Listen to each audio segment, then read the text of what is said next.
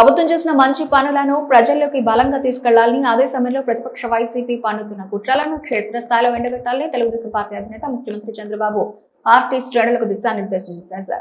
ఏడాది పాలన పూర్తయిన సందర్భంగా నెల రోజుల పాటు ప్రజలు విస్తృతంగా పర్యటించాలని ఎమ్మెల్యేలు, ఎంపీలు, పార్టీ నేతలకు ఆయన పిలుపునిచ్చారు. ఆదివారం టీడీపీ కేంద్ర కార్యాలయంలో ఎమ్మెల్యేలు, ఎంపీలు, పరిశీలకులతో నిర్వహించిన సుపరిపాలనలో తొలి అడుగు కార్యక్రమంలో చంద్రబాబు మాట్లాడారు. ప్రజలు మనపై పెట్టుకున్న నమ్మకాన్ని నిలబెట్టుకోవాల్సిన బాధ్యత మనందరిపై ఉందని స్పష్టం చేశారు.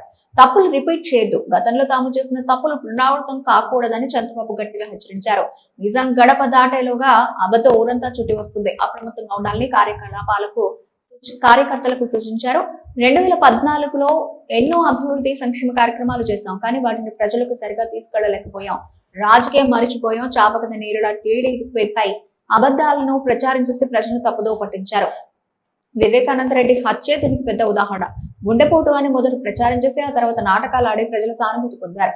ఓటికత్తి డ్రామా, ఎన్నికల ముందు గులకరాయి డ్రామా వంటివి వారి కుట్ర రాజకీయాలకు నిదర్శనం. ఇలాంటి దుష్ప్రచారాలను తేలిగ్గా తీసుకోవద్దు. మనం చేస్తున్న మంచిని ఎంత బలంగా వివరిస్తామో వారి కుట్రలను కూడా అదే స్థాయిలో ప్రజలకు వివరించాలి అని చంద్రబాబు స్పష్టం చేశారు.